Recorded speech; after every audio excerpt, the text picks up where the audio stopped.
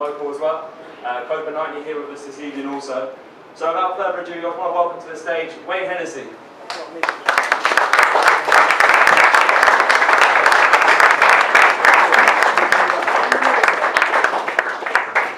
First thing I thought when I saw Wayne was bloody hell he's tall. You're not too bad yourself. I thought I was doing alright, and then I saw you now. Now I know I'm not a keeper. First time in LDN 19, Wayne. What was your first impressions when you walked in the door? Yeah, fantastic. All I could just see was Umbro, so I was even more happier. But yeah, downstairs is a fantastic room as well, and you might see me more often, mate. That's good. We're always liking pros down here to pick up some boots. So yeah, let's move on to Wales. Obviously, first thing I want to talk about, last 2 weeks, 2 big games. What's the emotions you went through there? We've got Bosnia and then the Andorra game, 2 very contrasting games. What was going through your head? Well, unfortunately we lost against Bosnia 2-0, so I wasn't very happy, but 10 seconds after the final whistle, the manager came over to me and says, "Oh, we've done it, we've made it, we're qualified." So from absolute devastation to amazing heroics, so I couldn't believe it. So interesting you say that. During the game, you genuinely didn't have a clue what was going on, no? I didn't have no idea at all. I was looking at the bench, they were giving no signs, no signals, nothing, so I had no idea. So during the game, is that more difficult not knowing? Would you prefer to know or prefer not to know? I prefer not to know. I was absolutely fuming because I just let 2 goals in, so at that stage I was not a happy guy. So at what stage of the campaign did you start to think, you know what, we're really in with a chance of qualifying here? I think it was after the Belgium away game where we got a draw and we were still in first place, and quite a lot of people were writing us off, but then the papers started to turn a little bit and things started to look positive. So I think as a team in general, then we started to think, well, this could be our year. And obviously you had a pretty tough group as well. It wasn't like you had an easy group and you walked through it. Playing away against Belgium, really tough game. Was that the most difficult game, the Belgium game? Yeah, Belgium away was very difficult. Like I say, they've got some fantastic players, but then again, we're blessed with good players in that dressing room as well. So yeah, teams are difficult to come to our place to play against us. And the contrast in this campaign to the previous campaign, what's changed around the camp? Why is it such a more successful campaign than it was previously? You have to put Chris Coleman, the manager's been fantastic. Like I say, all the players in that dressing room, there's a lot of Premiership experience in that dressing room now, so yeah, we've all adjusted and developed a good team now. Now obviously your plans for the summer have got to change. Any holidays you have to cancel? Not yet, but yeah, they will be getting cancelled or they'll be going without me. So when you found out you qualified, how many people contacted you for tickets so far? About 50 people. No, but I'll try and get as many tickets as I can and try to give them to family and friends.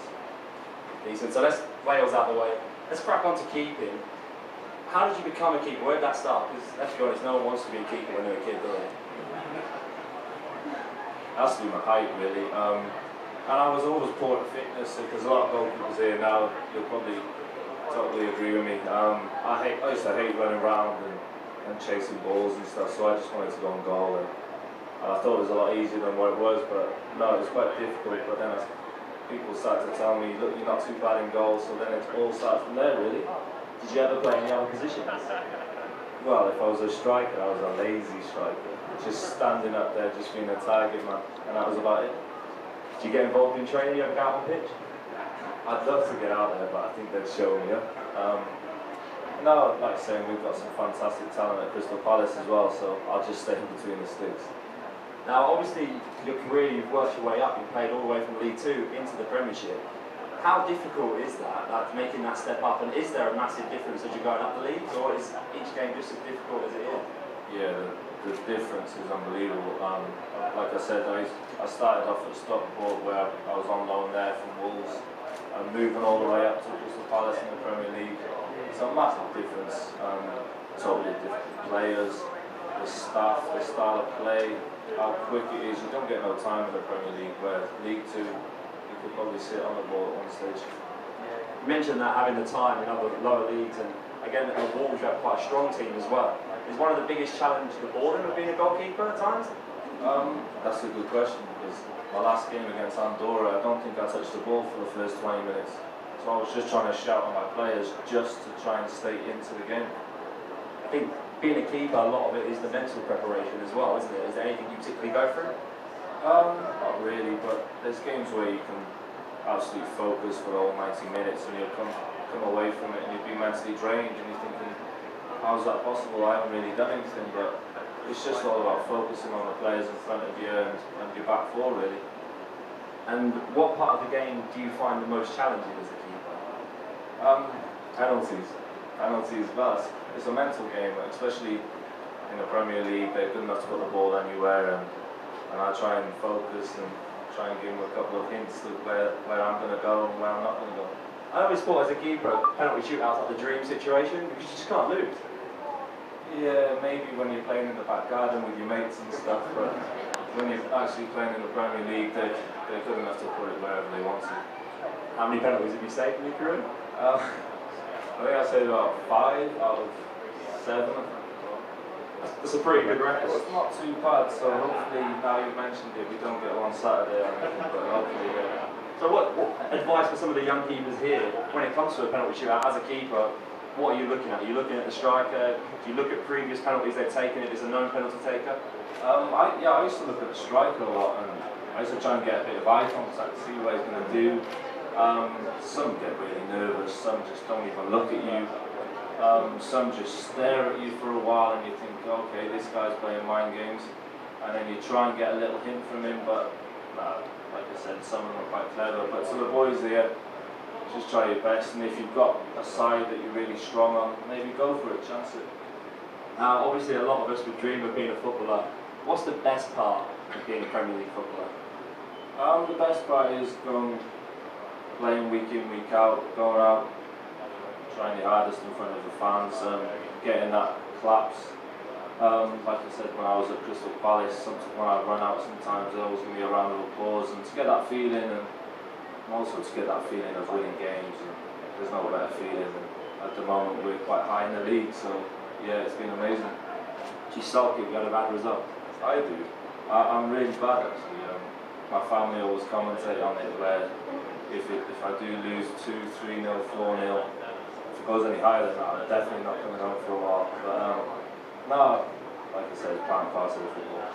Do you listen much to the punditry? Do you watch like Match of the Day, watch the recap, the highlights? Yeah, I tend to watch as much as I can really, but not as in Gary Lineker as an Hammer goalkeepers that much, but no, I tend to watch as much. And what about social media? Obviously that's quite a big part of the life of a modern footballer, a great way to interact with fans. What are your thoughts on social media? Yeah, like I said, I try to do as much as I can.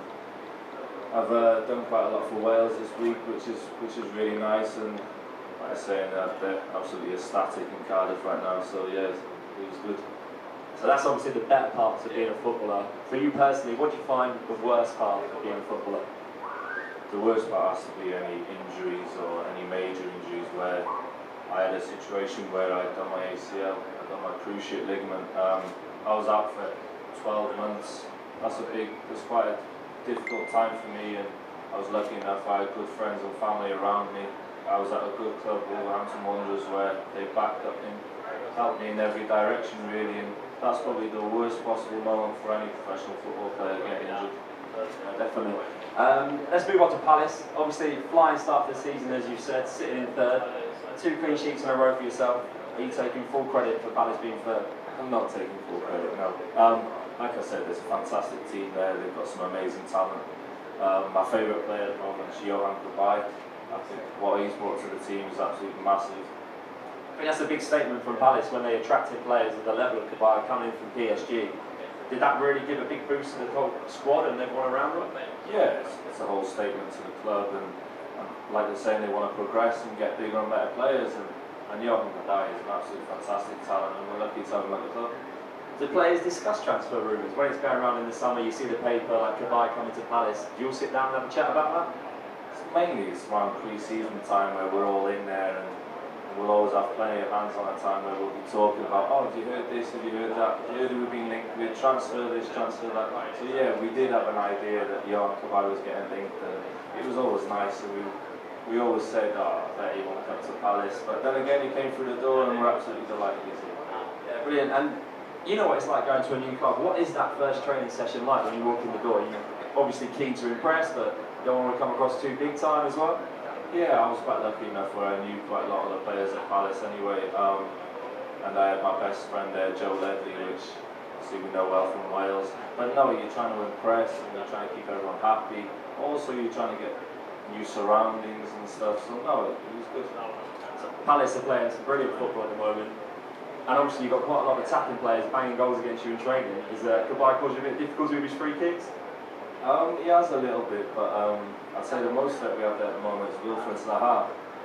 Really fast, quick, tricky, you never know what he's going to do, so he's one of the big talents you have to watch out for, and he's been fantastic at the moment, and hopefully it continues. I think this year Palace have really become a lot of people's second team, if you like. Everyone likes to watch Palace. They're really enjoying the football you guys are playing. What specifically do you think it is about the way that you're playing that people are loving? We're enjoyable to watch. We're not dead, we're not dry or anything. We're going to attack teams, which is good, and especially against the top teams as well. We're not afraid to just sit back and park the bus in front of the goal. We're going to attack these teams and we cause them threats, and that's why I think everyone likes to come and watch Crystal Palace. I completely agree with that. And what about the match day for yourself? Gloves are a big deal for a keeper. Have you got any routines? How often would you wear the same glove? Do you change it frequently? If I have a new pair of gloves, I tend to wash them. If I have a game on a Saturday, I tend to wear them on a Thursday, and I'll wash them after both training sessions and then play with them on a Saturday. Hopefully they bring me luck. If they don't bring me luck, well, they're going in the bin. But no, that's really the whole situation I've done with my gloves through since I was younger. Do you have superstitions? If you keep a clean sheet, you want to wear the same pair again? Yeah, I'll try to get onto that, but I wore the pair, I had a clean sheet with Wales, and then champagne and all that was all over them, so they're all sticky now, so they've gone in the bin at the moment, so I'll have to start wearing a fresh pair for Saturday. And what is it that you look for in a glove as a goalkeeper? Any specific features that you like about your gloves? Well, I've been very impressed with the Umbro glove at the moment, where I've got two fingers which are negative cut and two fingers which are roll finger, which probably all you goalkeepers will understand that it's quite a tight fit, which I actually really like in a glove. I don't like it to be baggy or anything all loose. So no, that's why I've been really impressed with Umbro. And when it comes to your boots as well, do you like your boots to match your gloves? Is that something that goes through your head? I don't really mind matching or anything, but like I said, I like a light boot, I don't like a heavy boot, which I thought Umbro have really impressed me this year with the range of boots that they've been bringing out, especially this green one here that we're seeing. There's a really nice, light, comfortable boot, which hopefully I'll be wearing for a while. Now let's just crack onto your career a little bit. Best player you played with? Best player I've played with has to be Gareth Bale. It's not a bad choice, is it? Well, he's like saying his name speaks for itself, and he's at a fantastic club, and hopefully he continues to score goals and do well for Wales. As a keeper, do you like testing yourself against the best of those in training as well? Well, not against Gareth, no. At the moment we have a situation where, for some reason in his head, he likes to take free kicks against me when we're away with Wales. But what he can do with the ball is I've never seen anybody else that can do with the ball. His free kicks are absolutely amazing. He can tell you where he's going to put it, top corner there, and he won't disappoint you.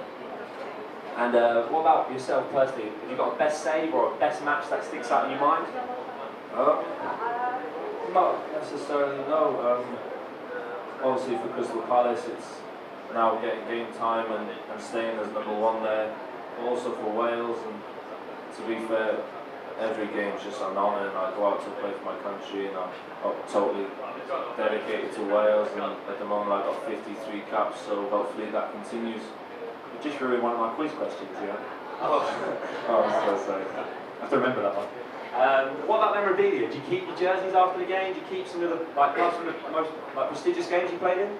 Not necessarily like gloves really, because I tend to wear the gloves as much as I can until they're ruined. But yeah, I have so many shirts at home, top goalkeepers, which is an absolute privilege. But yeah, I don't know what they do with mine when I swap them. But no, I've got some fantastic shirts. You got a favourite? My favourite I have is Edwin van der Sar at the moment. I really like him. He's the same sort of figure to myself, and I play for one of the best teams in the world. Perfect. Thanks very much, Wayne.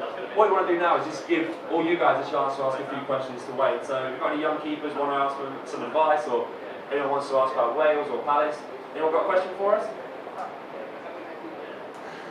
Okay, perfect. Someone must have something in it. No question. No young players? Yeah, go on. Here we go. Crystal Palace or Wales? We'll start with Wales. That is James Collins, big defender of West Ham. He can make anyone laugh, that guy. Some of his jokes are unbelievable. Crystal Palace, that's a good question actually. There's quite a lot of players have got quiet actually. But I would probably go with Joe Ledley. He's quite vocal and he doesn't mind having a laugh here and there and a bit of banter. Or he'll mess up a couple of people's pair of boots and tie their laces differently. Good enough, Wayne?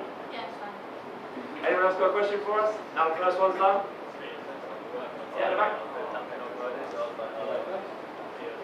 You got two? Best player going to come up again. Best player is Didier Drogba. He caused the whole team difficulty. I say fantastic player, scores goals, but he's so strong, so good in the air. He's just a massive threat and so difficult to handle. Who do you prefer to play with? Crystal Palace or Wales? Is there any Palace fans in here? It's a difficult question. They're both two fantastic teams. Both have certain individuals that can change games, and yeah, it's an absolute pleasure to play with all sorts of players. Anyone? Yeah, I've got one. I always get asked a lot of time about keepers when they're letting a lot of goals, losing confidence. What's your advice to young keepers who are low on confidence?